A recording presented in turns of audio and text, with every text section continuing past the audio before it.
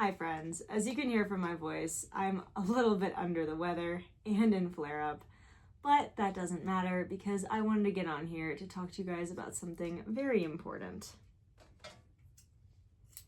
And while I do that, I will be further embroidering on a shirt that I hand-dyed with black walnuts from my own house last year. But on to the main topic. Recently, I went to my very first protest, and I think almost everybody watching this video should go to one as well. And I know some people are probably wondering, why did it take you this long? And well, I have been an activist in many other ways since as long as I could. I had definitely very sheltered growing up, like not being able to go out in my own backyard till I was 16, unsupervised, sheltered, as well as being disabled and chronically ill. It's taken me a while to get up the courage to go, and I did get in flare-up because of said protest, but I would do it again 1,000 times over. So what I'm trying to say is that you should go to one too. And I thought I would share my experience as well as some encouragement to anyone who is on the fence about going to a protest, to anyone who might be scared, just to get out there and go to a protest, go experience it, and go be part of making change. So let's talk about how I even decided to go to a protest in the first place. I have been wanting to add my voice to the collective in a protest for a very long time. And this is one of the first times I actually felt like I was able to do it. And I originally was on the fence about whether or not I was going to go in general. I was leaning towards it. I still had many people, including my parents, sorry mom, telling me that they were worried about my safety and not to go. So I decided I would get on YouTube and make signs for the protest and drive them to the protesters instead. However, I was still thinking in my mind I wanted to go to a protest, and I wasn't sure if I was going to do that, as I knew that it could be unsafe and there could be people who would maybe be worried about me. But I posted something on my Instagram story, and that night I got some messages asking, are you going to the protest? And at that point I had to make my decision. And my decision was, hell fucking yeah, I am. So I had a friend who did not want to go to the protest alone, so we decided we were going to go together, which was very comforting for both of us because it's nice to be able to go and not go alone. There is safety in numbers, and I think that that's extremely beneficial, as well as you can also get your friends who are a little bit more worried about protesting to go to one because there's a familiar face already there. So I pack up my car the next day and I bring whatever supplies I think I might need. I bring goggles without a seal, but I thought it would do something in case I got tear gassed. I brought some snacks. I brought a bottle of saline eye wash in case anybody got tear gassed. I brought Band-Aids, and it was short notice, so I really didn't know what else to bring. I also brought the signs that I made. So I drive over and park at my friend's house, and I let everybody know what I'm going to be doing, where I'm going. And by everyone, I mean loved ones, people who care about me. Let somebody know if you're going to protest, where you're going, where you are expected to be, and to basically be on standby in case you get arrested so they can take that collect call for you. And I know I'm saying this very casually, but I think if you are going to protest, you need to come to terms with the fact that you could be pepper sprayed, you could be whatever new weapons of destruction that they are using against innocent people, and you could be arrested. So that is something you just have to come to terms with. So I let everyone know where I was going, and then we went. And when I got there, we were about 20 minutes after the start of the protest, so we did have to do some catching up. And it wasn't really too hard to do, seeing that the protest spanned at least 4 blocks.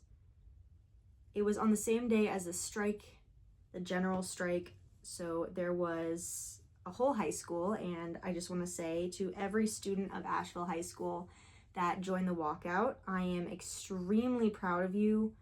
You are doing so much work, and I am so proud of the younger generation for being so outspoken and so brave, because you guys were undergoing the same risks that anyone would go when they go to protest, and they were just extremely brave people.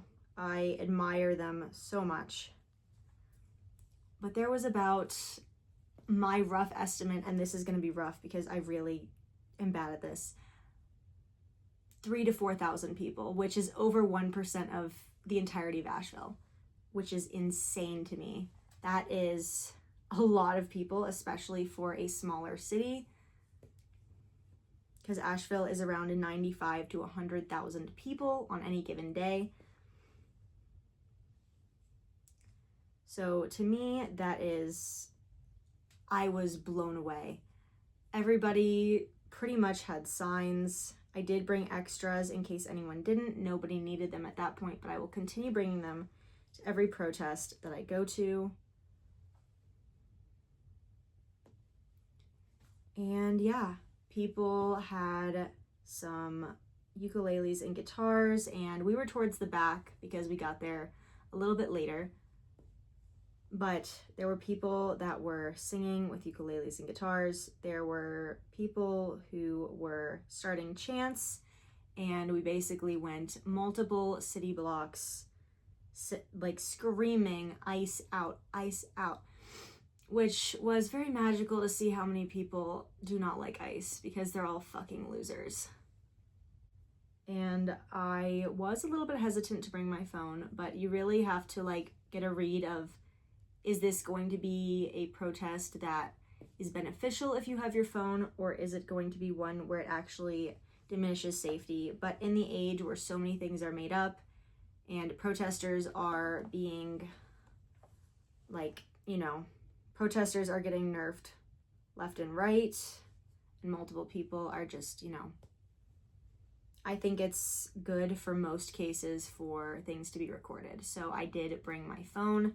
However, I was so busy trying to learn what to do during a protest and how to be helpful that I did not get very much photos. I was also very wary of photographing people as this is my first time. But I do think that anyone who was at the protest did not mind because they were showing up for a cause, and I think we all know that the consequences of showing up and showing out can potentially be anything from getting pepper sprayed all the way to death. And it is serious, but it also is serious because, if they're pepper spraying you, what are they doing to the people that are our beloved neighbors and our immigrant neighbors and our marginalized neighbors that they're putting into essentially what is a concentration camp? I mean, this is nothing compared to that. So it's just something to think about. And we eventually got to the park where they had a stage set up, and we heard people speak and people led chants. The WNCPSL, which stands for Party for Socialism and Liberation, was there, and they had a lot of really good things to say. I don't know if they organized the protest, but they were leading the charge in a lot of cases, as well as a lot of high schoolers who were also members of that organization and some who weren't. And we got to listen to a lot of their stories about how their parents were immigrants, or maybe even they were immigrants. And not only that, we also heard from a woman who did a high school walkout in the late 1960s, and she was up there with the high schoolers of today. I think that almost everybody should be at these protests. There is very little reasons for people not to be. And I do know that in specific marginalized communities, some people are safer to not be there. But I am especially talking to people of privilege, whether that is people who are more able-bodied, people who fall into heteronormative, aka like straight or cisgendered, people who are white. I feel like those people do have an extra responsibility right now to step up even more, because a lot of people have not been doing anything and nearly not enough. We really need everyone to come out. So for instance, I am disabled in a way that impacts my daily life and makes my life expensive and annoying as shit all the time. But I can still move around with somewhat functionality from a day-to-day perspective. And I was there. I saw people in wheelchairs that were there. I saw new parents with babies. I also saw people that were 80 plus years old there as well. And if all of those people can make it, I also saw people of all different types of nationalities and ethnicities, and we were all there for a common goal. And I think that to fight fascism, we really need everybody. And ICE and all of the people of this horrible, rotten administration are scared, because people are coming out en masse. There's more and more and more of us. And I think the more people that there are, the scarier they're going to get. And I think that this is the year that we need to make fascists scared. We need to make them terrified of the people, because everyone in the government is supposed to be a civil servant and they're supposed to work for us, not the other way around. And I don't know about you, but I don't want my wonderful community members, neighbors, people, anyone to have to be subjected to what ICE is doing to all of these people.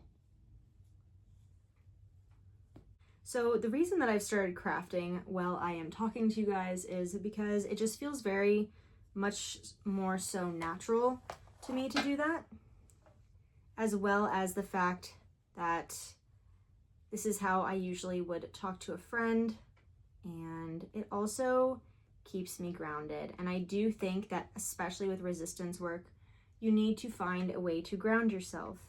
And I am not saying that in a cop-out way of a lot of people like to say they are protecting their peace when all they are doing is ignoring the horrors and realities around them because they cannot handle it, which really protecting your peace does nothing except for alienate you from the cause and allows you not to be helpful.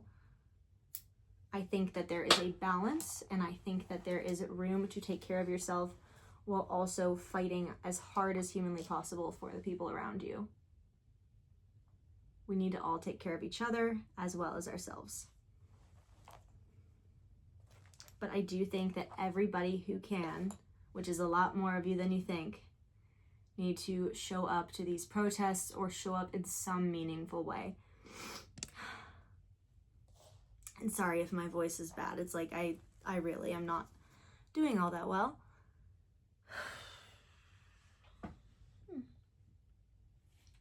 Did I lose my needle?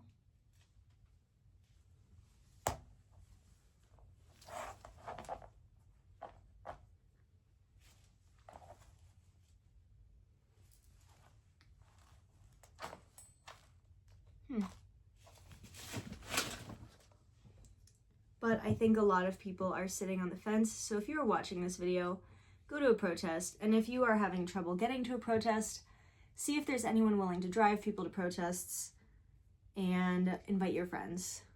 Because protests do work despite what you have heard. And they can make change.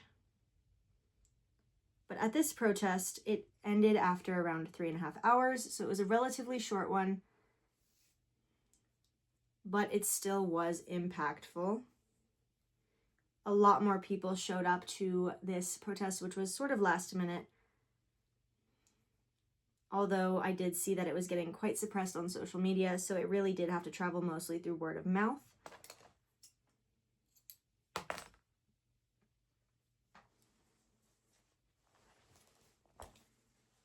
And it did allow people to prepare for the next one.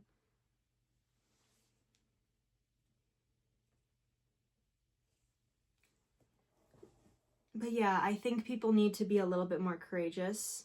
And although nothing bad happened and there were very few counter protesters at this protest, I am fully aware that there will maybe come a day and there will be protests, and there have been protests where bad things happen and could possibly happen to you.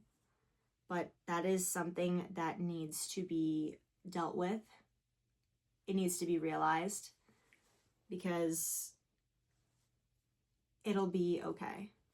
And I truly believe that for this to actually create change, we need all of us involved. Everybody who is able to get out of their house and go protest, we need you all. Do it scared, do it afraid, do it nervous, do it anyway.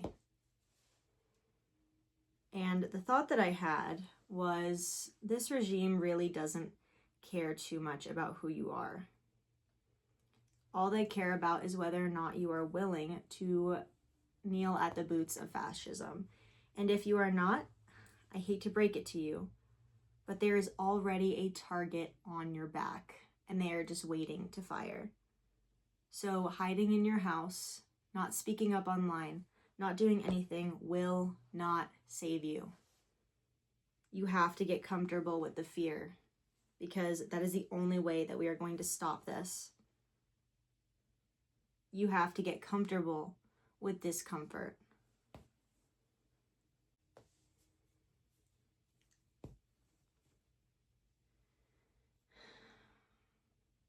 And the people that are saying that protests do not work, I honestly believe that that is Fed behavior. Not only was this protest important to have everyone come together for a common goal, these protests also do send a very powerful message to all of those in power. And the more people that join, the better, because it allows the people in power to see that we are all united. And that's what they have been trying to do for years, is divide us. And I know that a lot of people will see a lot of opinions that are very chronically online, especially discouraging people who want to take part in activism, especially people who want to take part in it maybe for the first time in their lives, which, if that is you, I'm very proud of you, and I encourage you to please keep going.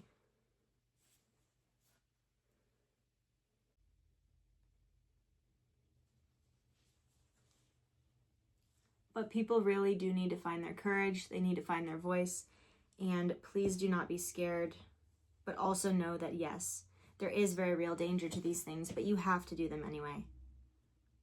This is not the time to be safe. This is not the time to protect your peace from the things of the outside world. This is the time for action. We need boots on the ground, and we need people, because they are literally killing everybody in concentration camps. They have had power over us for too long. We have allowed this for too long, and we need to start being effective.